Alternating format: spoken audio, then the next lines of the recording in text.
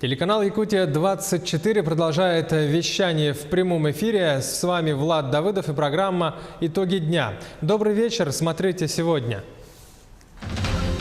Центр Якутска как пастбище. Жители столицы указывают на проблему бродячих по всему городу лошадей. Откуда они берутся, чьи они, не опасно ли это? Что говорят в мэрии столицы? Достойным работникам достойное жилье. В удачном Мирнинского района строят пятиэтажный жилой дом для горняков. Когда рабочие смогут получить ключи от новых квартир?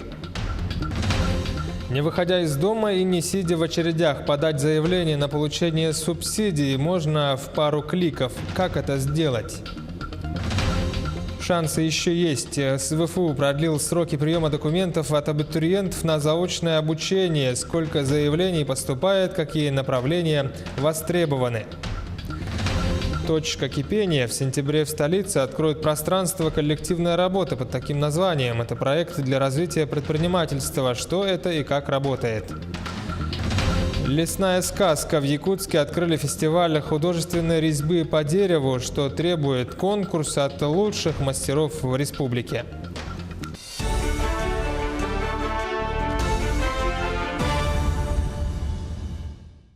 Руководитель Якутии Айсен Николаев в Приморье принял участие в заседании Совета при полпреде президента на Дальнем Востоке. Юрий Трутнев обозначил среди важных тем для обсуждения приближающийся 4-й Восточный экономический форум. Кроме того, в повестке заседания был ход реализации мероприятий плана социального развития центров экономического роста в субъектах страны. Мы рассмотрели планы строительства социальной инфраструктуры в центрах экономического роста. Это новая программа, которая стартовала ровно год назад по поручению президента Российской Федерации Владимира Владимировича Путина, который он дал на заседании Президиума Государственного Совета здесь, во Владивостоке. Общая сумма финансирования 53,7 миллиарда рублей. Эти средства распределены по всем 9 субъектам Российской Федерации. И за эти деньги будут построены новые школы, больницы, детские сады, решены те вопросы, которые долгое время не решались. Участие Якутии на Восточном экономическом форуме обсудили сегодня и на заседании правительства Якутии под председательством Владимира Солодова.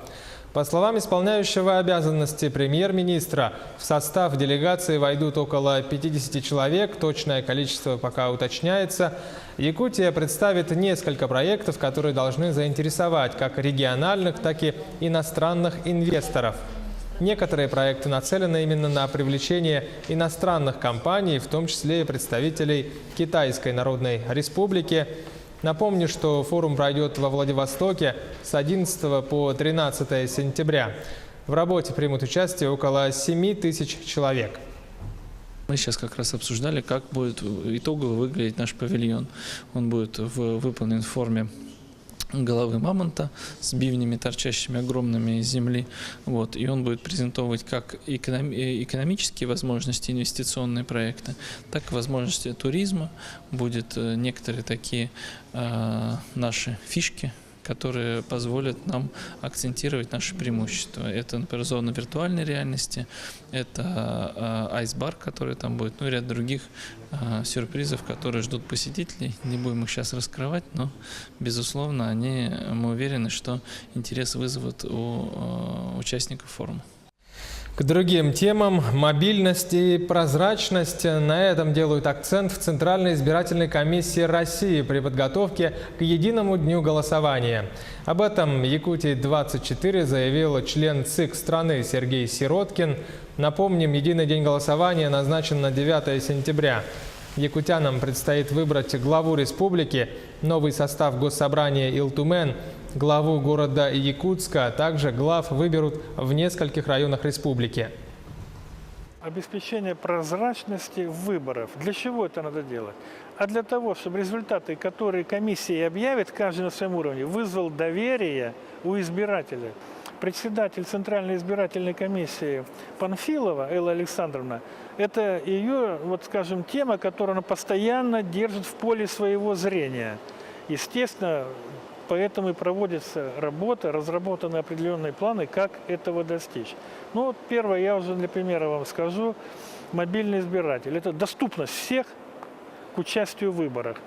Это очень хорошо. То есть никто не скажет, меня отстранили, я не сумел проголосовать никак. Это исключается. Второе. Горячая линия. Любой может позвонить, проконсультироваться и узнать. Третье. Это корпус наблюдателей. Тем временем в Ленск доставили атрибутику для выборов. Это избирательные бюллетени, брошюры с информацией о кандидатах, законы о выборах, формы протоколов. Также среди материалов рабочие блокноты, ручки и магниты с символикой выборов. Их будут раздавать голосующим избирателям. Отметим, что на территории Ленского района организовано 35 избирательных комиссий. Все они начнут работать уже с 27 августа. Избиратели получат рекордное количество бюллетеней, сразу 5, а жители поселка Витим – 6. Сегодня в День воинской славы России по всей стране отмечают 75-ю годовщину победы советских войск в Курской битве. В честь знаменательной даты на площади Победы в столице республики состоялась торжественная церемония у монумента воинам-победителям. Как отметил глава администрации, руководитель региона и правительства Якутии Федор Борисов, битва на Курской дуге стала ярчайшей страницей в военной истории страны. Торжественное мероприятие завершилось минутой молчания и возложением цветов к монументу воинам-победителям.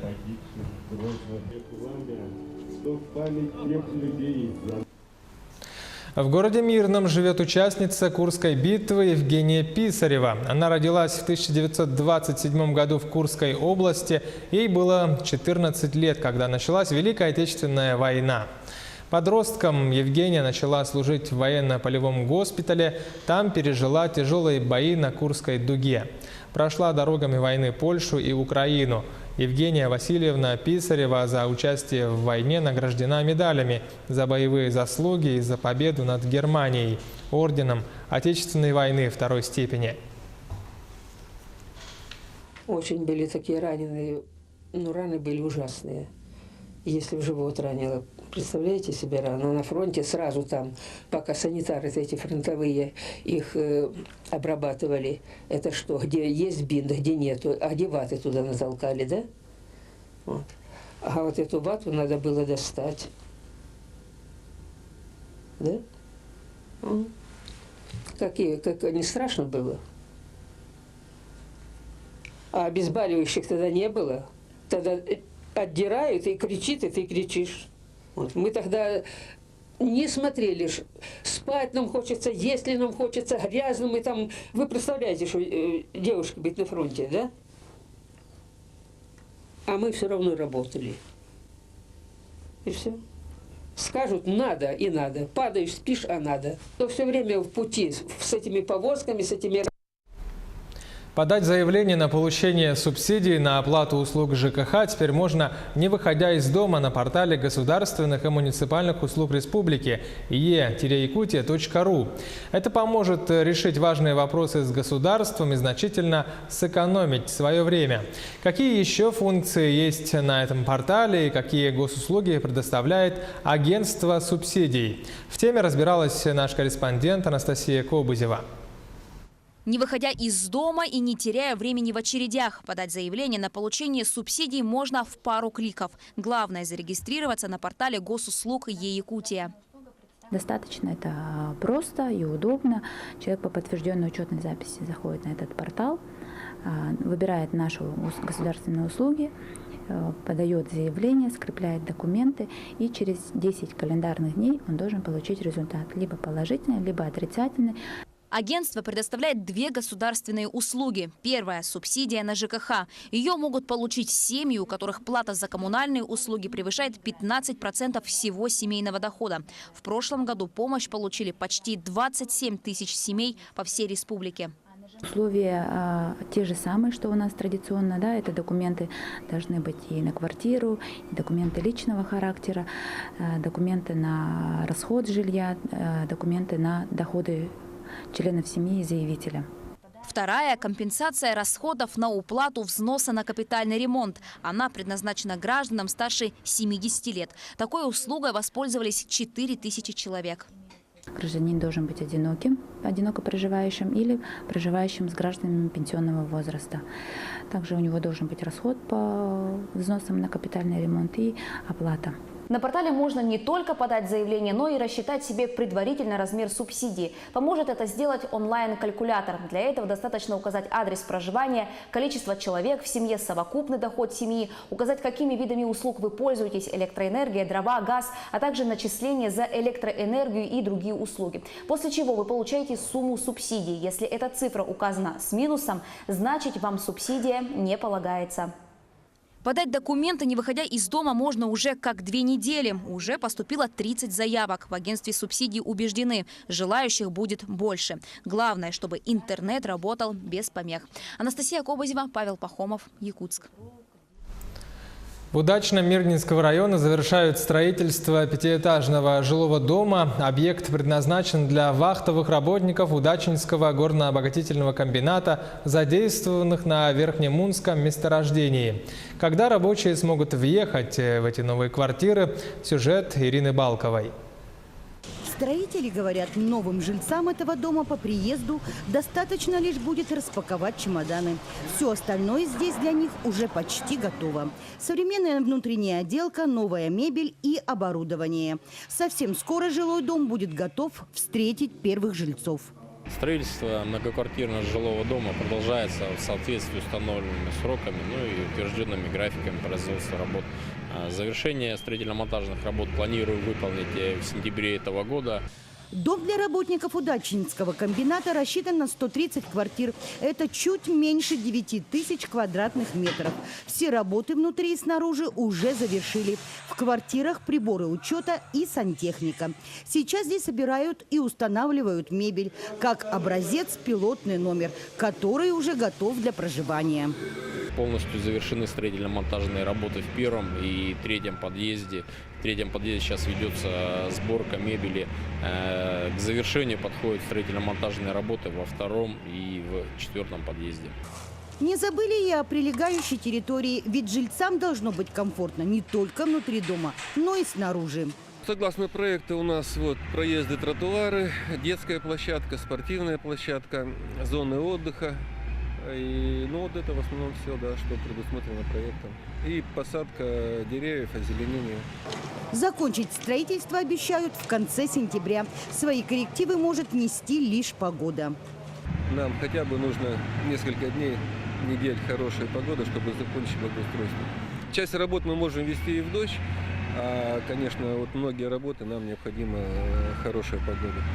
Уже через несколько недель обладатели ключей от квартир смогут по достоинству оценить свое новое жилье. На реализацию этого проекта «Алроса» выделит 600 миллионов рублей. Ирина Балкова, Денис Сиротин, телеканал «Алмазный край». Сейчас минута рекламы, короткая пауза. Оставайтесь с нами, смотрите во второй части программы «Итоги дня». Центр Якутска как пастбище. Жители столицы указывают на проблему бродящих лошадей по городу. Откуда они берутся, чьи они, не опасно ли это, что говорят в мэрии столицы. Шансы еще есть. СВФУ продлил сроки приема документов от абитуриентов на заочное обучение. Сколько заявлений поступает, какие направления востребованы. Точка кипения. Под таким названием в сентябре в столице откроют пространство коллективной работы. Это проекты для развития предпринимательства. Что это и как работает? Лесная сказка. В Якутске открыли фестиваль художественной резьбы по дереву. Что требует этот конкурс от лучших мастеров Якутии?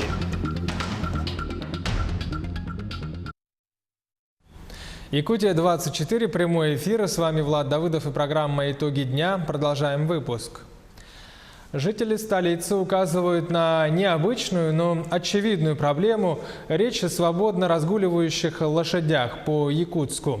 Обеспокоенные горожане стали все чаще выкладывать в соцсети фото и видео этих животных практически со всех концов города. Особенно лошадей много прямо в центре столицы. Откуда они берутся, чьи они, не опасно ли это? Что ответили на это в мэрии столицы? Репортаж Юрия Осипова. Центр Якутска словно пастбище для лошадей. Парнокопытные в каждом уголке города. Излюбленное место – площадь Ленина.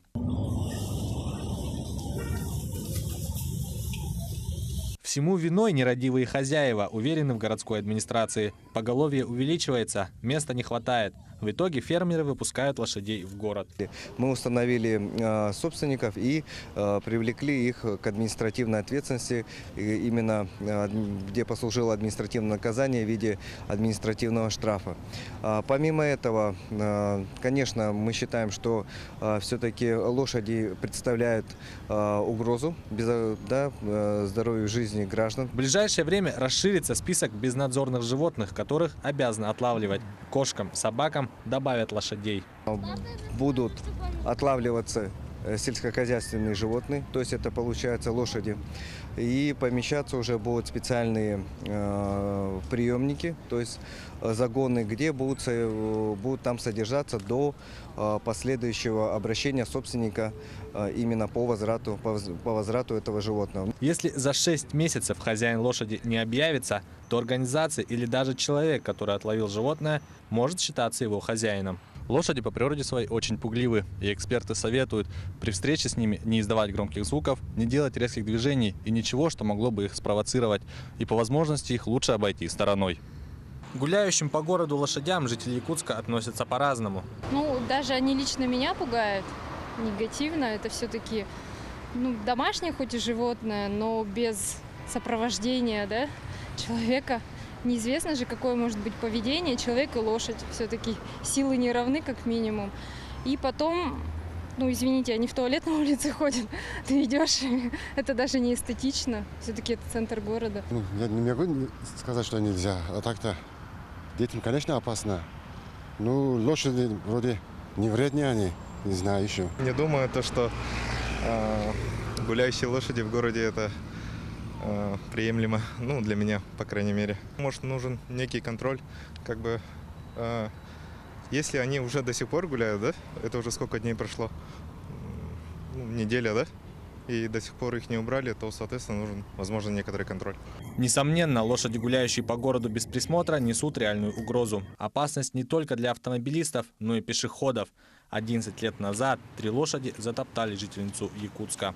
Юрий Осипов, Владимир Павлов, Якутск.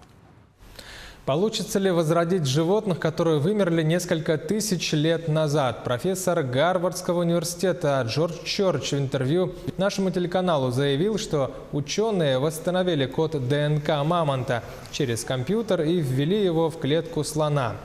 Пока речь идет только об одном гене, а не о возрождении самого вида. Новый вид будет отличаться от существующих животных тем, что у него будет густая шерсть, толстый слой жира, маленькие уши, а его кровь должна будет доставлять кислород, даже несмотря на экстремально низкие температуры. We've developed technologies that allow you to read the DNA, even very badly damaged DNA. Мы усовершенствовали наши технологии так, что они сегодня могут расшифровывать ДНК, даже самый поврежденный код с туши древнего животного. С образца код переносится в компьютерную программу, где мы его вводим в живую клетку слона.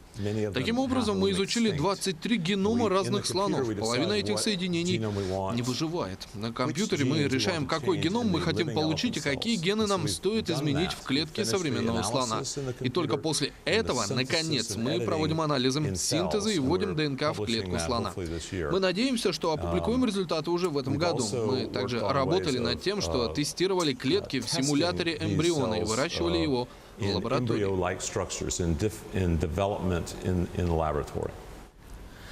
Тем временем уникальную находку, тушу древнего жеребенка, впервые показали журналистам. На днях останки древнего животного привезли из Верхоянска в Якутск. С сегодняшнего дня начнется изучение его туши. Напомним, жители Верхоянского улуса обнаружили тушу в средних слоях Батагайской котловины. Это значит, что жеребенок жил 30-40 тысяч лет назад. Об уникальной находке репортаж Анастасии Кобызевой. Сейчас он находится в таком же состоянии, в котором он был найден. Сегодня впервые мы показываем общественности, журналистам. И сегодня, можно сказать, начнется изучение этой уникальной находки. Историческая находка. Туша древнего жеребенка в музее Мамонта. Ученые собирают пробы грунта. Это поможет выяснить, в какой среде обитало животное. Затем генетики берут шерсть, чтобы попробовать выделить ДНК. Древняя ДНК, она очень деградированная, поэтому количество ее очень маленькое выделяется. Но современные технологии позволяют что-то из нее получить. Жеребенок жил 40 тысяч лет назад, умер в 2 месяца. Предположительная причина – увяз в грязи или болоте. Поэтому он так хорошо сохранился. Никаких сомнений, животное древнее. Жеребенок темно-гнедой масти относился к совершенно другому виду лошади, чем современные породы. Известно именно в каком слое он был найден. Авторы находки зафиксировали, сфотографировали момент, когда вытаивал жеребенок, и видно, что жеребенок находился в нижней половине котлована на высоте где-то 30 метров от дна этого котлована, а полная высота котлована достигает где-то в том месте около 80 метров. Длина тела 129 сантиметров, хвоста 35. Для изучения древнего животного создадут специальную научную программу. Генетиков, микробиологов, палеонтологов привлекут со всего мира. Им предстоит выяснить происхождение животного, чем питалось, среду обитания. Пока вопросов больше, чем ответов. Действительно, для республики это будет такое, имеет очень большое значение. В это исследование будут иметь, потому что лошадь, это для народа Саха имеет очень большое значение. Уникальность находки в том, что это абсолютно целый труп лошади, найденный впервые в мире. Вполне вероятно, что именно эта находка раскроет тайны происхождения якутской породы лошади. Дискуссии по этому вопросу до сих пор не привели к однозначному ответу в научном мире. Анастасия Кобызева, Георгий Григорьев, Якутск. В столице откроют пространство коллективной работы под названием «Точка кипения» Якутск. Это будет уже 15-я площадка в России и 3-я на Дальнем Востоке, запущенная по стране Агентством стратегических инициатив. Проект направлен на развитие предпринимательства. Все подробности у Анастасии Даниловой. 2 конференц-зала, 2 переговорные комнаты, коворкинг-зона, зона проектов и ресепшн. Всем этим вы можете воспользоваться абсолютно бесплатно в новом пространстве коллективной работы «Точка кипения». Для того, чтобы провести любое мероприятие, вам необходимо лишь зарегистрироваться на платформе leaderid.ru. Чтобы получить доступ к площадкам, нужно соответствовать конкретным направлениям: наука, технологии, инновации, цифровая экономика, креативные индустрии и городская среда. Очень важно обеспечить такие условия, когда люди с разными идеями, с проектами, успешные уже предприниматели, либо потенциальные инвесторы могли найти друг друга. Также, чтобы у нас сформировалось большое комьюнити, сообщество тех людей, которые обеспечат нам прогрессивное развитие нашей республики во всех аспектах. Помещения точки кипения еще пусты, только завершился ремонт. На неделе завезут мебель, установят стеклянные перегородки и сделают художественное оформление. Сегодня Якутия на самом деле действительно идет к тому, чтобы стать таким вот центром развития технологического, предпринимательской, креативной экономики в России. И очень символично, что точка кипения открывается именно здесь, потому что вообще считается, что для того, чтобы что-то родилось, нужна, во-первых, критическая масса людей, а во-вторых, чтобы этой критической массе людей было где собраться, где обсудить. Пространство «Точка кипения» Якутск откроют в начале сентября. Столица республики, как один из ключевых регионов Дальнего Востока, присоединяется к масштабному движению по развитию креативной экономики. Анастасия Данилова, Владимир Павлов, Якутск. Политехнические школы республики планируют получить отдельный статус как агропрофильные школы. Вопрос обсудили накануне на прошедшем августовском совещании работников образования. Этот статус необходим для получения привилегий в подготовке инженерно-технических кадров. На сегодня в регионе всего 40 политехнических школ. Учащиеся успешно участвуют в различных олимпиадах, защищают проекты, занимаются IT-технологиями.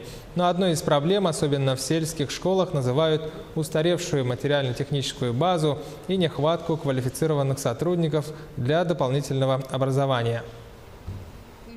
Вот, например, такие направления, как робототехника, 3D-моделирование, они же требуют совсем других навыков. Ребенок должен сперва сделать программу, потом вот это, пользуясь своей программой, он должен создать свою модель.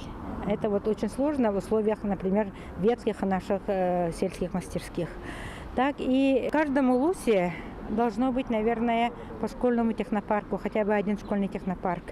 Потому что не каждый сельский ученик имеет возможность приехать, вот, например, заниматься здесь в кванториуме. Это дороги, проезды, это проживание в городе, да. И вот Ленские школы и детские сады готовы к новому учебному году. На днях завершилась приемка. Проверили 18 школ, 12 детских садов как города, так и района в целом. Также проверили 2 центра дополнительного образования. Летом в большинстве учреждений провели ремонтные работы за счет республиканского и районного бюджетов. Особое внимание уделили безопасности детей. В 3 школах установили ограждения, провели ремонт кровли, обшивки, фасада и косметические работы. До недавнего времени острым оставался вопрос ремонта вентиляции в пищеблоке школы номер 4 и ремонт систем отопления коррекционной школы. Но после обсуждения проблемы с главой района деньги на это выделили. В коррекционной школе нам нужно на сегодняшний день в первую очередь заменить подачу, так как наступает отопительный сезон. До начала отопительного сезона эта тоже работа будет выполнена к 15 сентября. Но это будет работа, про деньги уже в работе, проект готов, деньги сейчас на стадии выделения и будет заключать прямой контракт для ускорения работ. Но они успеют до 15 сентября. За этот месяц мы обязательно все сделаем. В Нерюнгринском районе проходит межведомственная комплексная операция под названием «Семья». Цель – профилактика социального сиротства, безнадзорности, беспризорности и семейного неблагополучия, а также подготовка к школе детей, находящихся в социально опасном положении. В рамках этой операции комиссия по делам несовершеннолетних проводит благотворительную акцию «Собери ребенка в школу». Она проходит уже не первый год и стала доброй традицией для всех, кто хочет и может помочь нуждающимся семьям. На сегодняшний день мы оказали помощь, где-то 70 ребятишек уже получили сертификаты, либо канцелярские товары для дальнейшего обучения в образовательных учреждениях. Оказывается не только материальная помощь, а и социально-педагогическая, социально-психологическая, юридическая помощь. То есть тот вид помощи, который необходим в конкретной ситуации. Северо-Восточный федеральный университет продлил сроки приема документов от абитуриентов, желающих поступить на обучение по заочной форме на платной основе. Сколько заявлений поступает, какие направления наиболее востребованы, рассказывает Александр Лысак. Сардана – дипломированный экономист. Теперь, говорит девушка, пора воплотить детскую мечту – стать юристом. Выбрала заочное отделение Северо-Восточного федерального университета. Мне нравится защищать людей, которые правы. И я не люблю, когда несправедливо. Я поступила на заочное отделение. Мне это выгодно и удобно, так как я работаю. Сардана сдала документы сегодня, хотя изначально приемная комиссия завершила работу неделю назад. Продлить прием заявлений для заочников решили после многочисленных просьб абитуриентов. Юриспруденция на сегодняшний день остается самым популярным направлением.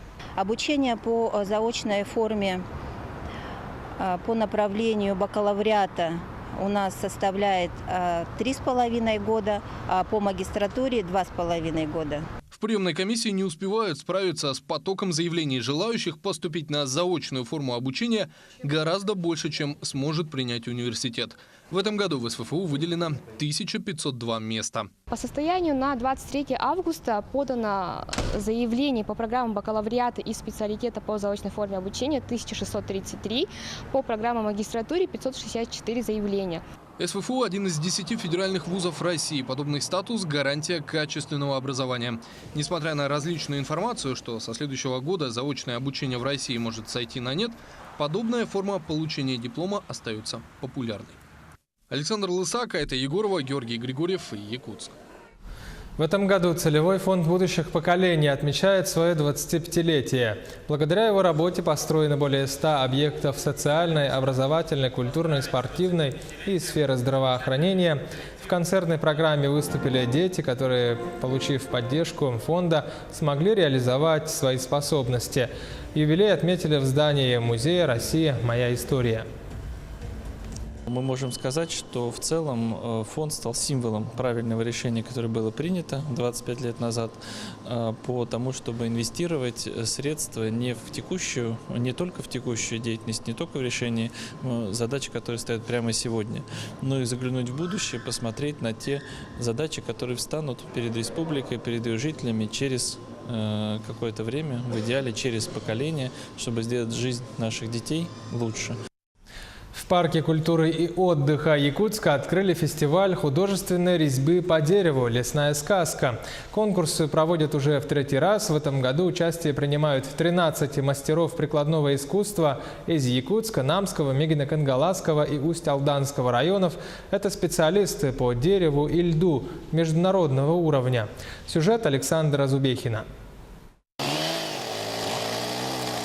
Каждый участник получает по 2 бревна, каждый длиной 2 метра. Материал лиственница. Участникам нужно изготовить красивые скамейки с помощью любых инструментов. Егор Степанов преподает прикладное искусство в художественной школе. Для него дерево – относительно новый материал. Четверть века работал с бетоном и льдом. Скамейку делал лишь однажды. Скамейка – это тоже, думаю, очень хорошо. Мне очень даже интересно будет, я так думаю. Опыт показывает, что никто раньше времени никогда не заканчивал. Всегда нехватка времени. Всегда бывает. Так что на это погода хорошая. Будем работать. Рассчитываем на 3 дня.